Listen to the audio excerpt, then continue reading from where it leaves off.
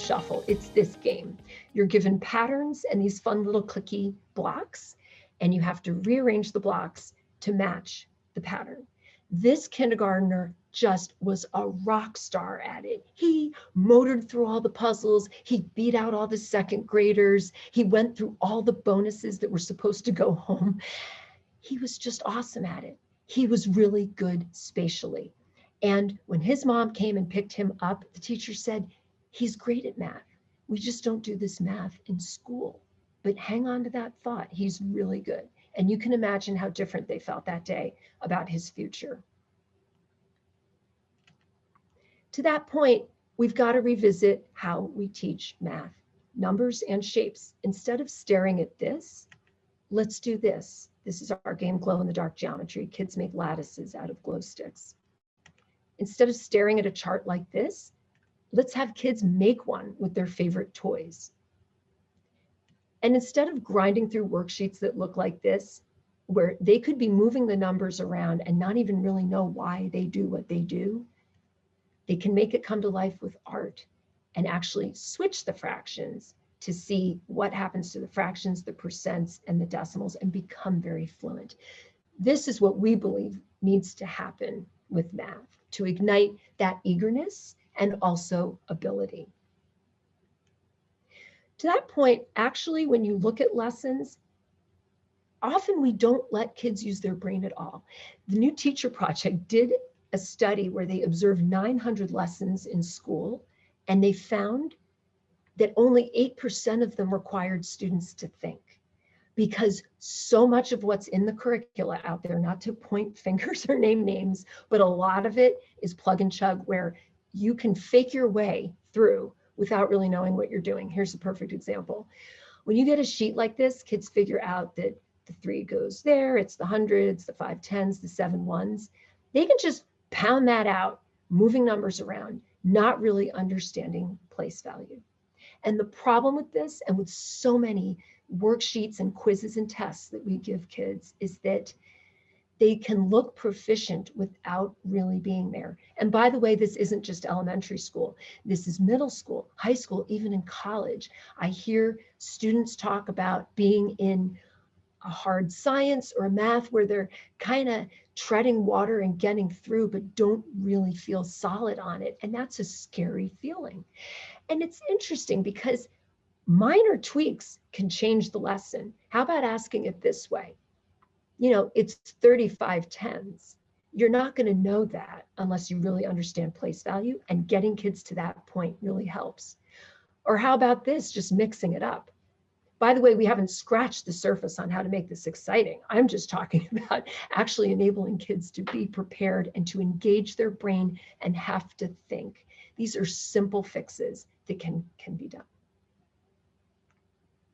So for everybody out there, whether you're teachers or parents, anyone with little people in their lives, in the midst of this crisis, we know that so many kids are falling behind.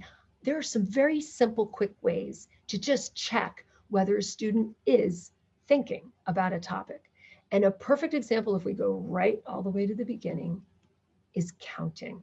So when kids count at a young age, they learn the names of the numbers. Unfortunately, if they are not surrounded by objects and really counting things, but are just learning the names of the numbers, it's like learning song lyrics.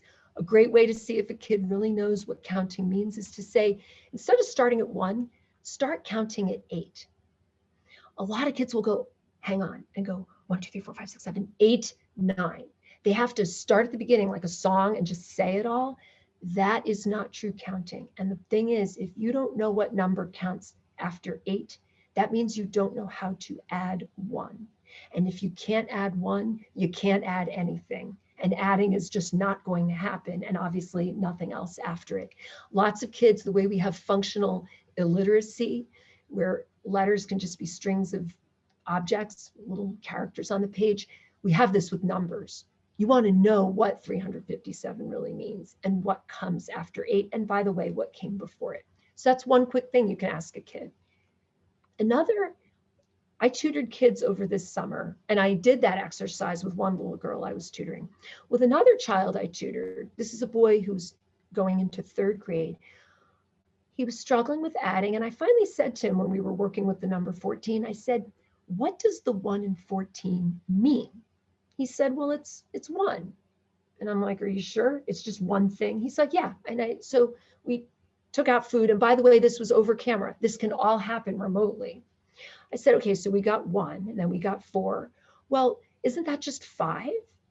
And you could see the light bulb go off like, whoa, no, 14 and 5 are very different numbers. What's going on? And we, on camera with each other, laid out what that 1 really meant, which is 10, and the 4. And it took a few lessons with him, but I'll tell you, he understood place value by the time we were done. That is the understanding that we want kids to have. Don't let them fake their way through. And by the way, this is another quick question you can ask a kid. And there are examples for older.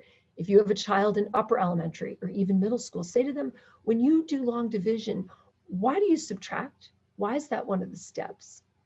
And it's just interesting because if they can't really tell you why, that means they've memorized pushing puzzle pieces around on a page and don't really know what's happening. And what's great is if you actually put things on a table and act out long division, they will see exactly why you're subtracting. You're counting off sets of whatever you're dividing by. And I believe that you don't need to give a written test to figure out if kids are keeping up. This is a big one that I feel that despite the fact that I really believe most teachers out there love seeing kids learn, and yet we have systemic things that actually cause us to withhold learning, and we don't even know that we do it. I'm naming no names, but a high-flying elementary school here in New Jersey where I am, their music curriculum actually had kids learn the note G one week and learn the note A the next week.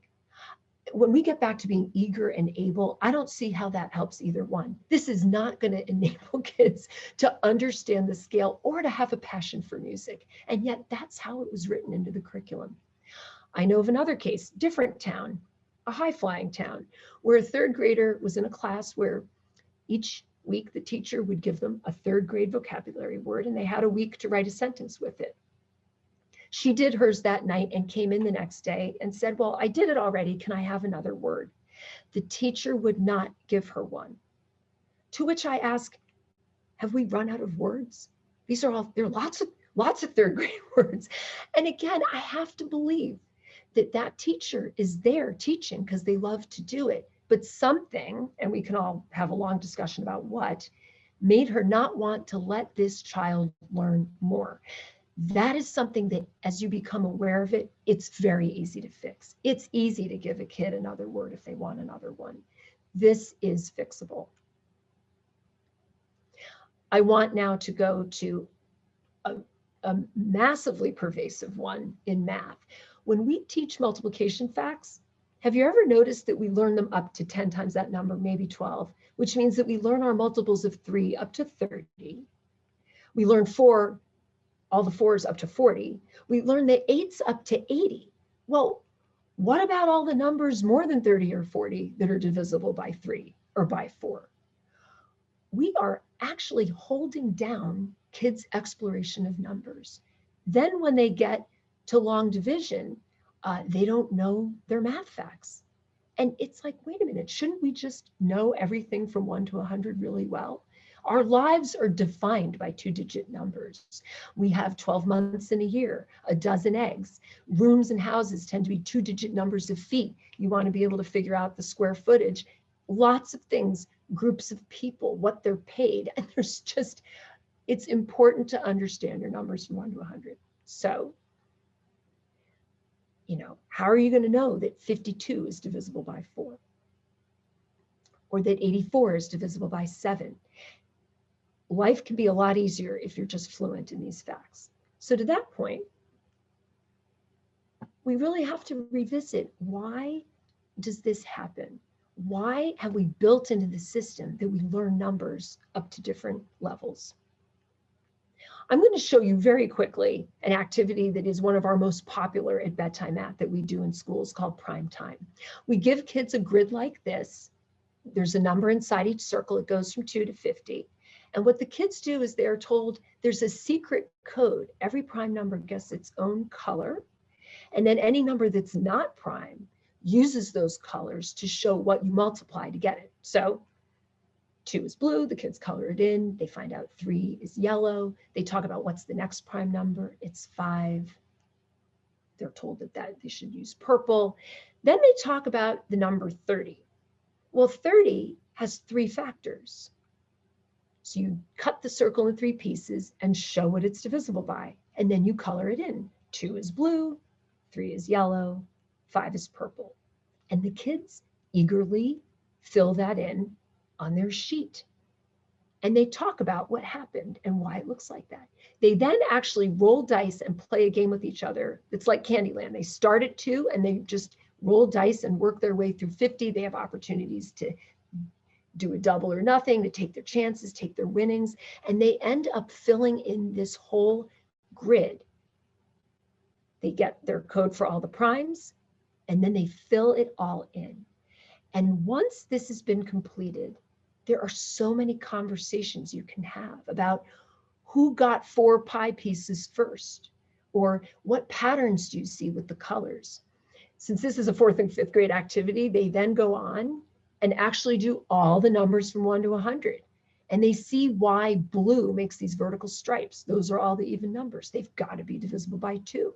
The 5s and 10s all have purple. They see things on diagonals. They see that 64 looks like a pizza because it has 6 pieces. By the time they're done with this, these numbers are their friends, their old friends. So when they get this math problem, it's easy. Because if you know place value and you know your multiples of 4, you can do this in your head. Long division is not going to be very intimidating if that's how you've been set up. And it's exciting and fun. And the kids want to know what's going to happen next. Now, just to step outside school for a moment, this is my 4th of 5 things. We really have systemic problems that allow children to fall behind. And it's too easy not to notice because we all kind of run in our own track through life. For starters, we all live about 8,800 hours in a year. But of those, if you look at a kid's life, they're sleeping about 3,000 of them. So they're awake for 6,000. They spend only about 1,200 hours in school. Kids spend 4 times as many hours outside school as in it, of other waking time, afternoons, evenings, weekends, summer.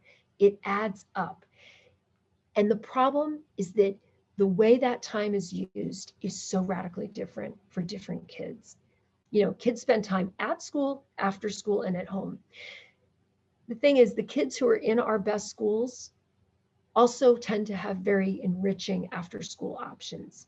And then they go home to a family that most likely has educated parents because income and education correlate.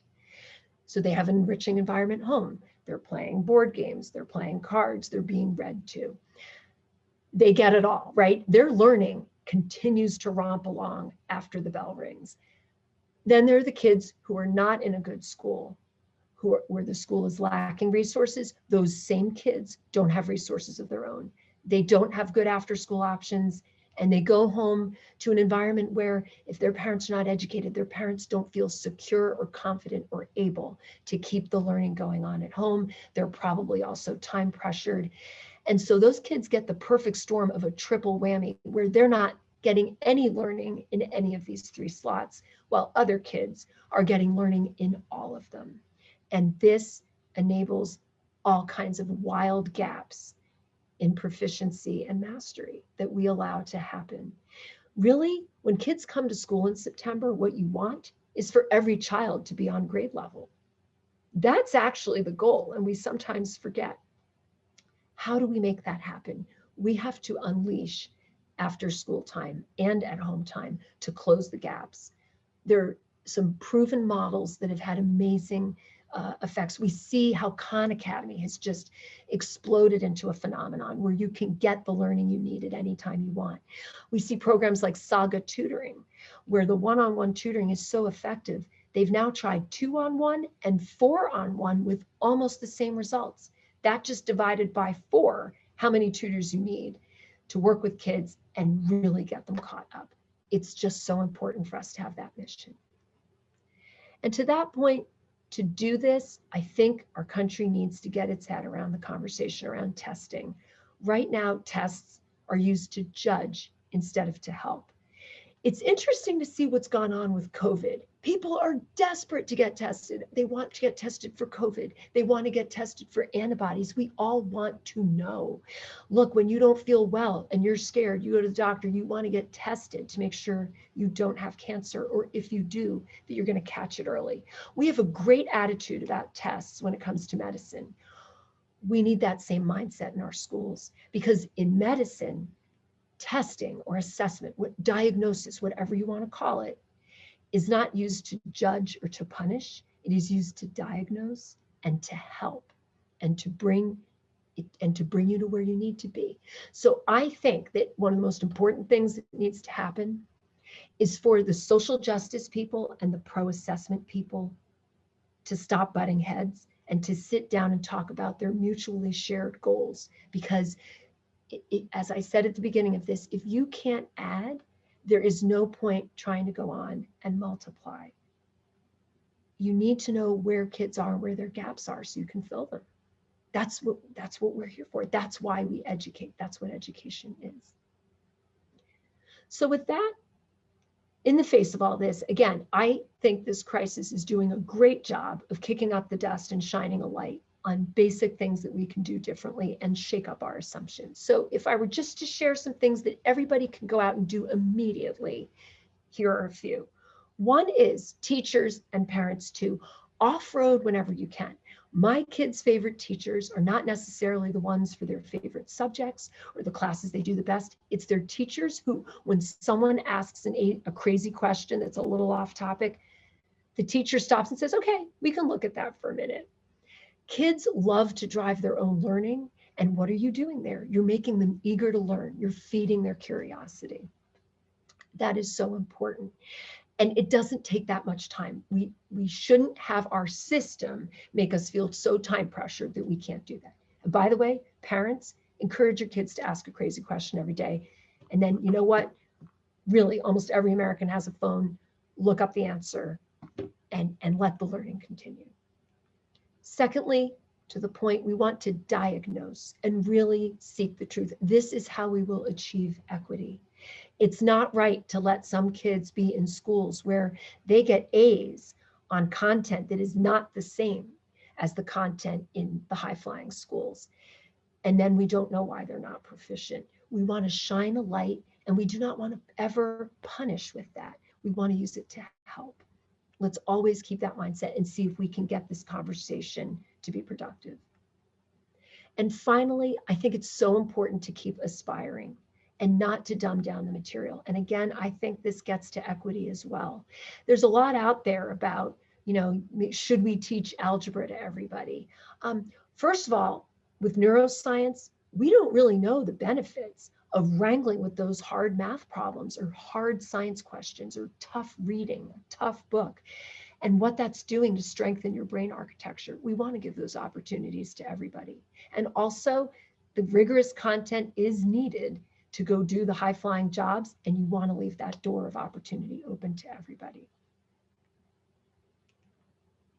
So with that, I'm going to mention one more thing that teachers who are in the classroom can do is join us at Bedtime Math with our Fun Factor program. A lot of those hands-on activities you saw are activities that we teach to teachers for them to bring into their classrooms. It's standards aligned.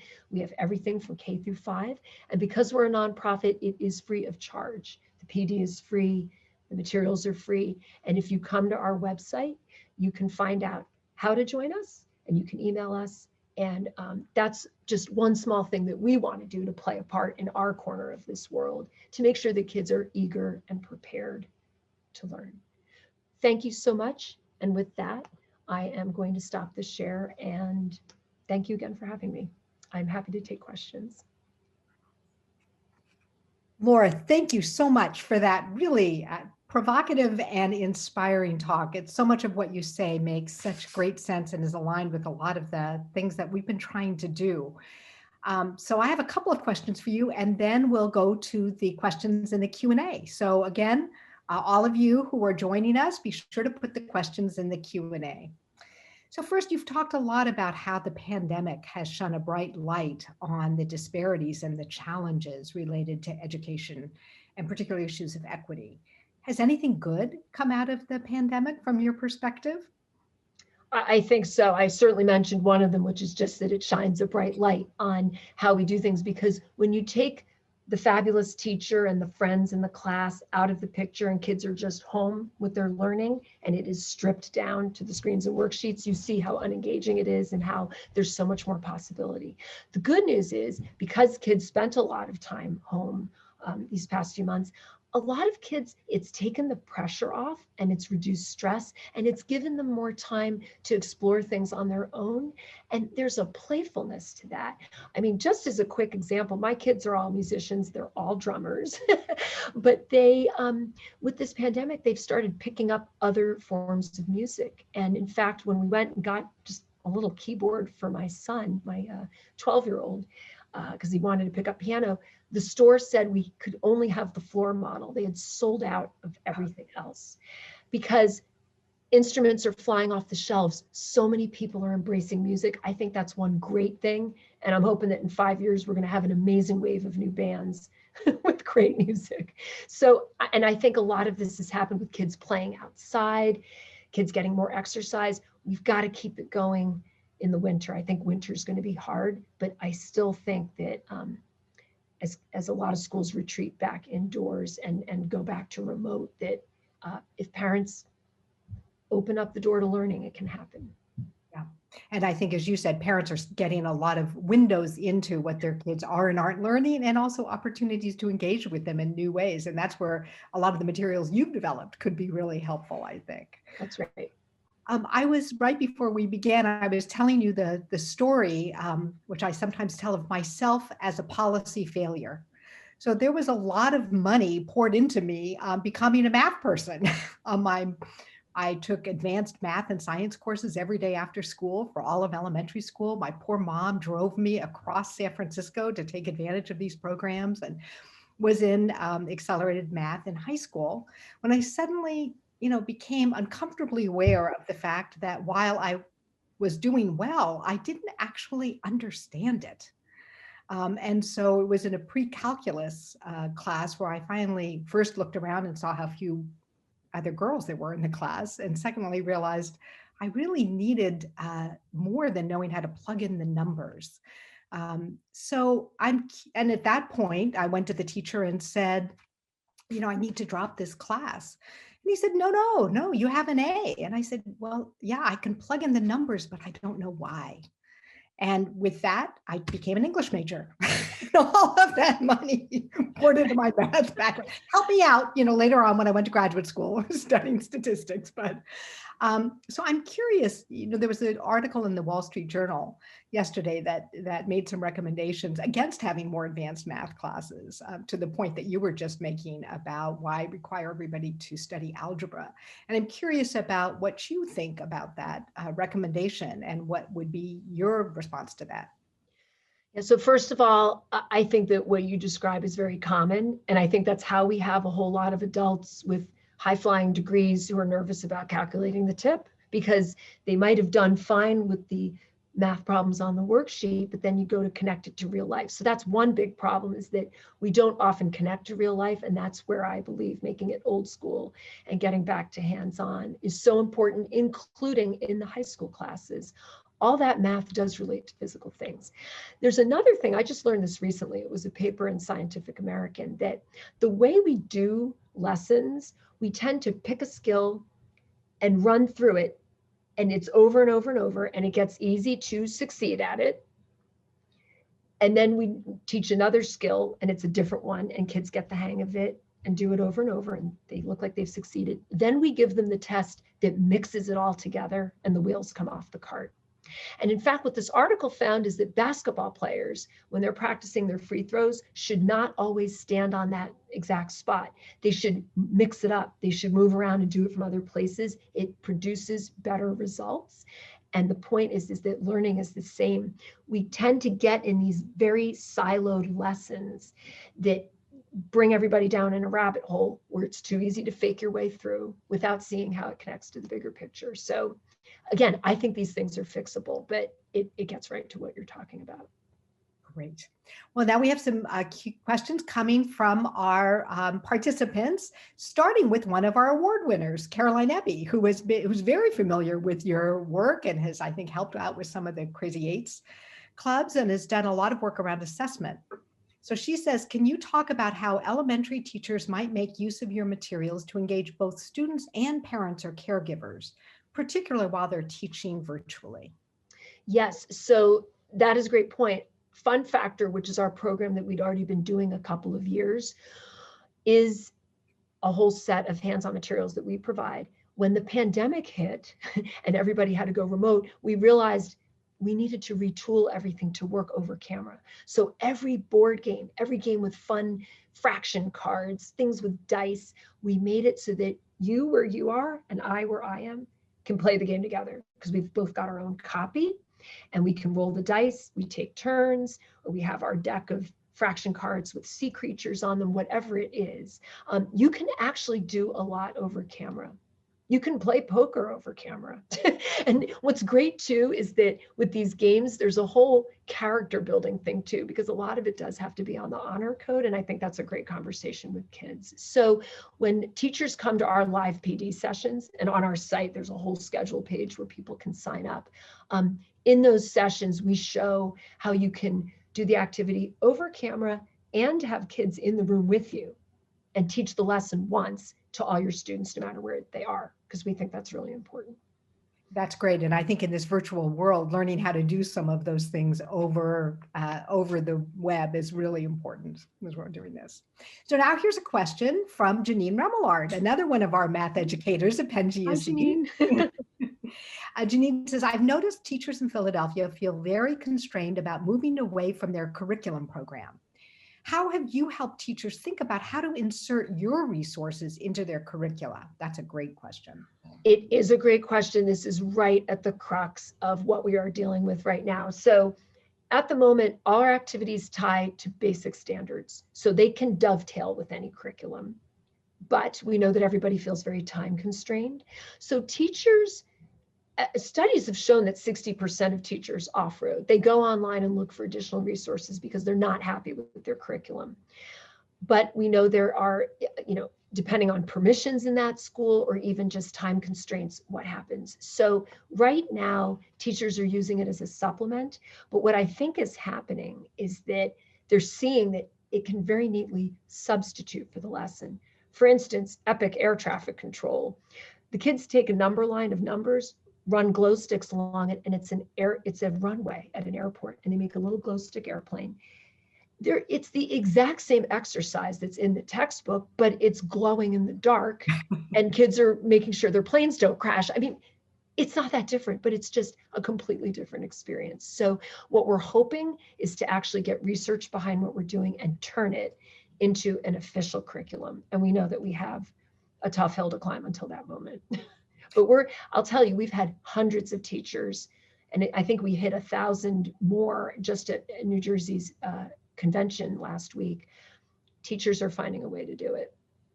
That's great. And I think right now they're very open to ideas of how to, again, engagement is such an issue right now. And so thinking about ways to engage kids in these lessons. So here's a question from Lorraine Hannon.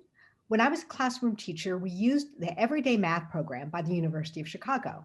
I found it excellent for exploration and concept building, but many parents didn't like it because they were used to the traditional algorithm-based instruction and felt insecure in helping their children at home.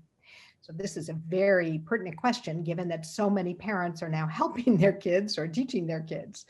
So she asks, do you have recommendations about how to obtain parent buy-in?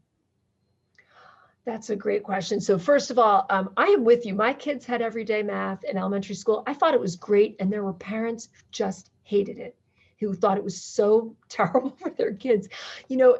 Every curriculum plays to some strengths in kids and not to others. And everyday math is actually pretty good, or at least originally with hands-on games, but it's a spiral curriculum, and that can be dizzying for some kids, whereas others who are more associative thinkers, I think, do fine with it.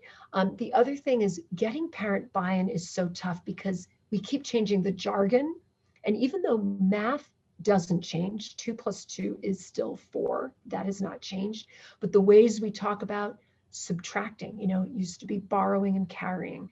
Now it's regrouping. Again, if the parents are not solid on what the real math is, they can really get thrown by the jargon because we keep changing, and we change how we organize numbers and multiply them or do long division.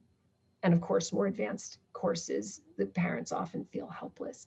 I think it really comes down to, and this is where the pandemic gives us an opportunity, the parents are seeing what their kids are learning. We want to draw the parents in and show them that they too can be competent in these topics. They can go back. I'll tell you, with bedtime math, I get fan mail where people say, this is the first time as an adult, that I love math. It is possible at any moment to draw those parents in. And I think maybe the most important thing is to let them know that nature is nature. It hasn't changed. It's all the same as what they learned. It's just like learning a new language, but that they can do it, and just giving parents that cheerleading. So we have a few more questions, but I'm going to take the prerogative to insert a follow-up one to that, because of course, one of the challenges is how do we help particularly elementary teachers become more confident and engaged in math? Many of them, I used to teach prospective teachers at the University of Washington, and they themselves were concerned about teaching some of the more innovative programs because they worried about whether or not they had the background. How do we, in our teacher education programs, really inspire that same sense of capacity and engagement in mathematics? I think it comes back to, in a way, that MRI study, that even the adults sometimes need to build the brain architecture. That, again, I blame the processes, not the people. We have generations of teachers who, are wonderful with kids, wonderful on so many subjects, but they may feel underconfident in math, and it is not because they cannot do it, particularly for elementary, but I would say for all of K through 12. And so what we're finding with our PD is that even teachers who are comfortable with math see numbers in new ways, because when you make it old school and you dig into actual objects and see numbers blossom, you see things from a different way. We all benefit every day from that. So I think and again, this also gets to not judging and not punishing. We need to give teachers easy, comfortable ways to catch up on math so that they can feel confident without them feeling like a stigma, right? We should just make it comfortable for everybody to catch up. And with our PD, when we're teaching teachers how to do these games with their students, I can tell that some of the teachers are learning it for the first time themselves, and that's extremely exciting because they're empowered by it. Absolutely. And again, we believe that everybody can continue to learn throughout there. I once worked with a high school math department where they believed everybody, including all the teachers, could learn calculus and learn to teach calculus. And they supported that. And again, through a lot of professional development. So it's great. That's right. So here's a question from Daryl Clay. I'm looking for creative ways to teach my 8-year-old son multiplication without relying on times table and rote memory. Do you have any recommendations? Well, it's funny you say that because we actually have an activity exactly about this. It's called Scruffy's Snack Shack. And the kids get sheets of snacks, hamburgers and hot dogs, because you can't see it because of the way the camera is doing its algorithms. It's basically little hamburgers and hot dogs. And when the kids multiply 2-digit numbers, they actually see how that spreads out as an array, but they're playing a board game while they're doing it. I think that multiplying, in the absence of materials like that, just cutting trays of brownies is very enlightening for kids. For one thing, taking brownies or anything else square and putting them on a table, showing that a ribbon wrapped around them, that same length of ribbon can hold different numbers of brownies depending on what size rectangle you make. A lot of people don't realize that area and perimeter of a rectangle are not the same number always. In fact, they usually are not, and that they can change. I've just watched my kids when we take food. If you make arrays of things with food, M&Ms, Cheerios, it's playful, it's enticing, and it enables you to go big with numbers and just make it physical. And that is just so much more interesting than looking at numbers. That's a great example, particularly post-Halloween, where people can do lots of arrays with their Halloween candy is great. I know we used to do lots of counting with the kids and grouping and sorting. Yes, and I would point out for parents out there that we, on our webpage, also have a page, I think it's called A Splash of Math, but it's basically boiled down versions of our activities for parents to do with their kids. We launched it in March when the pandemic hit. It was called Cabin Fever Math. And we may go back to that name now that we're heading into winter, but M&M Madness is actually one of our activities, and there are other things on there that everybody's welcome to check out. That's great. Here's a question from Taryn Williams. Hi, Laura. I've done a number of your Fun Factor PDs and I really enjoyed them. Oh, good. Do you have any advice for teachers of multi-grade classrooms? I teach in the Alaskan bush and we have 3 or 4 grade levels in every classroom.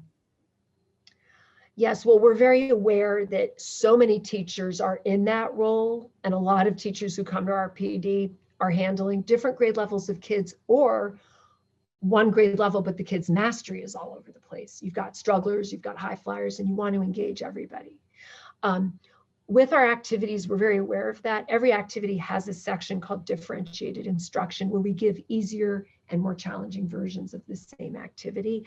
I am a big believer that if you've got a wide range of grade levels, that it's great to pair kids up by mastery level if you can, and give them their own thing to work on.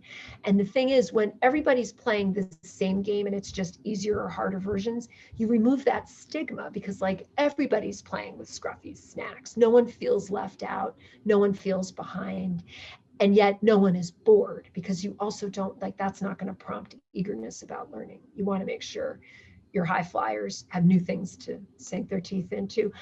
At the same time, I recognize you all are in the field, you're the boots on the ground, and it is just so hard logistically to give different material to different kids, but we're just trying to enable it any way we can. That's a great example, though, of differentiation that uses the same context, but just changes the nature of how kids are interacting with the material. Support them. Here's a question from Michael Golden, the Executive Director of Catalyst, our innovation hub. And he asks, would you please share some examples where apps and technologies are increasing student success in math learning? I'm sorry, where access to technology and apps and technologies are increasing student success in math?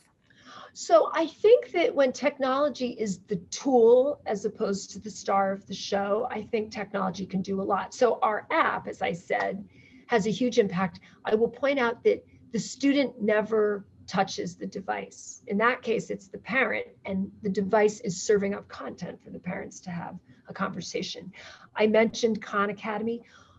What's great about Khan Academy is you have your learning experience, but if you're stuck, like the example you gave with pre-calculus, you might be stuck on a topic and just feel you don't get it. Khan Academy has broken everything down. You can zoom right in on the thing you don't understand. And Sal's a great teacher. He's a good friend of mine. He does an amazing job really walking through in his videos how these things work. I think that then it's great to pair it with hands-on, and this gets back to my point about after school. I think it's important for students to have time outside school where it's not so constrained and where they can run around in a gym or be in a bigger space and be kinetic and visual and tactile and expand their learning that way.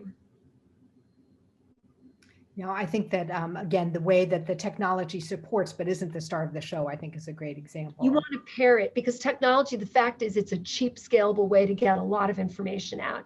And that's a learning from COVID too, right? With the virtual learning, amazing things can still happen. Teachers have been so creative and have stepped up and found just great ways to engage their students and do fun things online through the camera, and they've enabled learning to continue. So technology is not the bad guy. It's just, it can't be the only thing. Right, and I think all of these are examples of great ways in which it enables something, but it's not the thing itself in many ways. So So, you have given us so much hope that things can change, that it's not just that we don't have to accept some of the inequity in many of these things. So I really appreciate that in all of your responses. We've got a few more questions, and then I'm going to return to that theme. So Zachary Herman, who is a former math teacher as well, and now runs our Center for Professional Learning, asks, beyond formal activities and games, what are some of your favorite questions to ask young people to get them to think mathematically? Well, I think that estimation questions are just great. Like, looking at a room and saying, how many marshmallows could you fit in this room? Or how many bags of marshmallows? And it's just great to see kids work through that because they will all do it differently. I have 3 children, and all these years of questions like that, or when we were doing bedtime math when they were little, I give the question, and each child, when they hit that level a couple years later, solved it differently. They'd get to the same answer, but solving it completely differently. And that is just, I think, one of the most exciting things about math. And I think the same thing with literacy and reading books, asking kids, to remember a character in a book, like, the situation we're in, who does that remind you of? I think these kind of boundless questions where it gets kids exploring and thinking, you just want to get that activity happening. So estimation questions are one. I think little puzzles like, when will our family's ages all add to 100? Because there is a moment in time where they will. And that just kids will just wrestle with that for a very long time. They want to know, wow, there's going to be a big day when our ages all add to 100.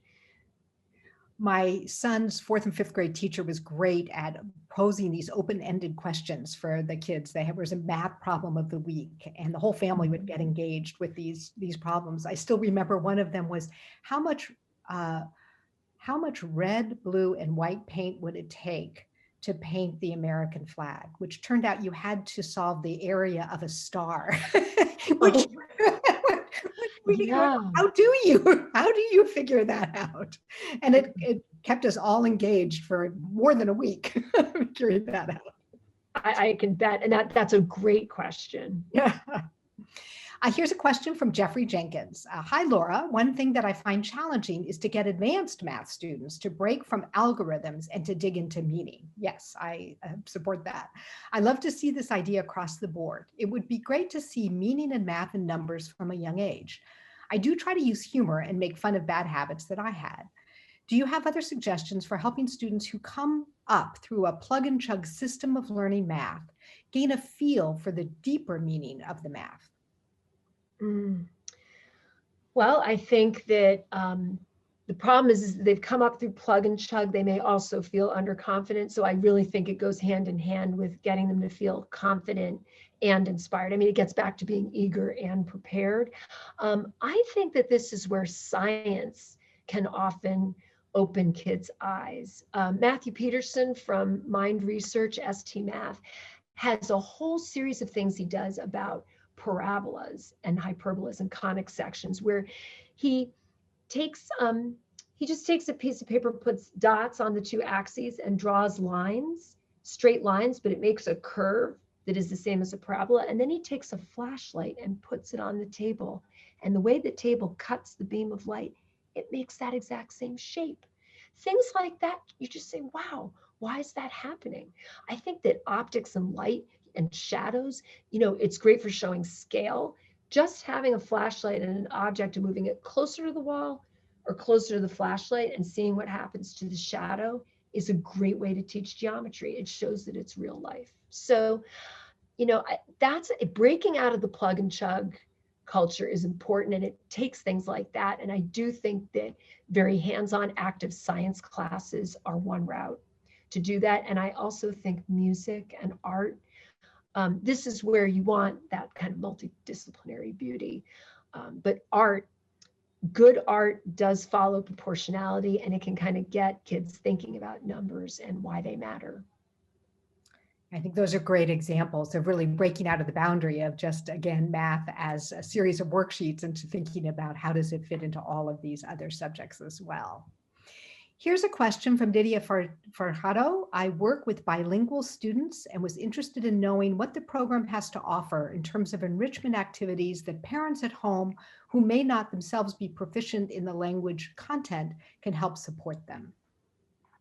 Right. Well, so to that, we're very aware of this. In fact, we took our whole app and translated it to Spanish for that reason. And so the best starting point, I think, is for parents to check out our Spanish app, because it's those same funny stories and then the math questions. And a lot of our questions for these stories involve activity.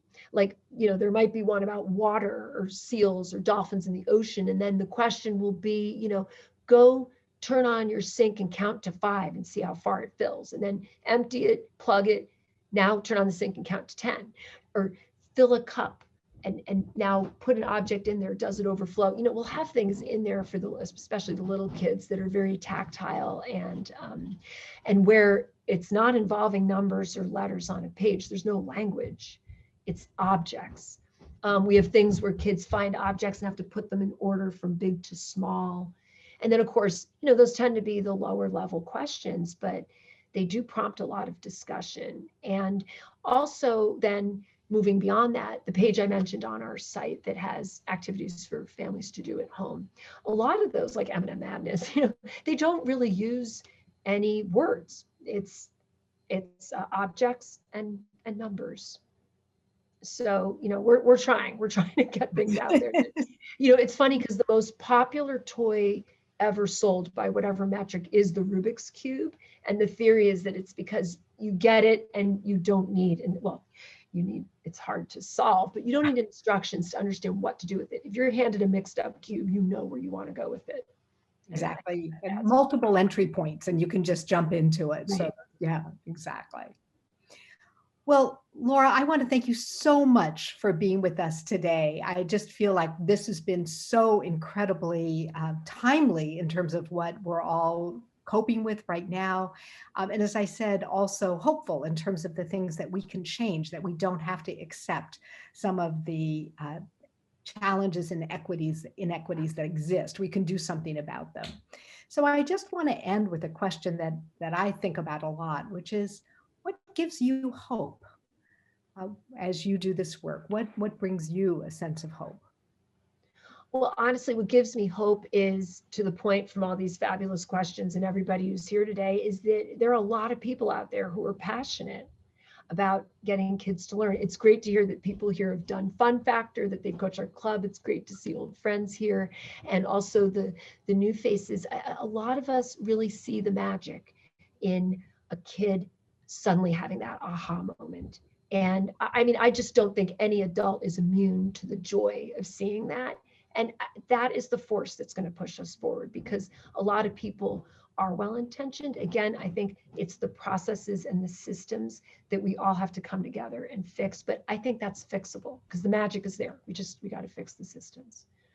And I think focusing on processes and systems, things that can be changed, and not making people the problem, is exactly the way forward, and supporting everyone to achieve that sense of capacity, eagerness, curiosity. Mm-hmm. A lot of the work we've been doing at Penn GSE around project-based learning is trying to support many of those same things, and to encourage kids to dig in and teachers to support them in that kind of driving their own learning that you mentioned earlier. So Laura, I want to thank you again for being with us today. And thank you for having me. And all of our participants for the great questions, to our award winners for all the work that they've been doing, some of them right in this area of math education. And again, look forward to continuing this conversation as we move into winter and we begin again to think about how we can support educators, parents, and students to continue learning. So thank you all for being with us, and we hope that you'll enjoy the rest of homecoming weekend.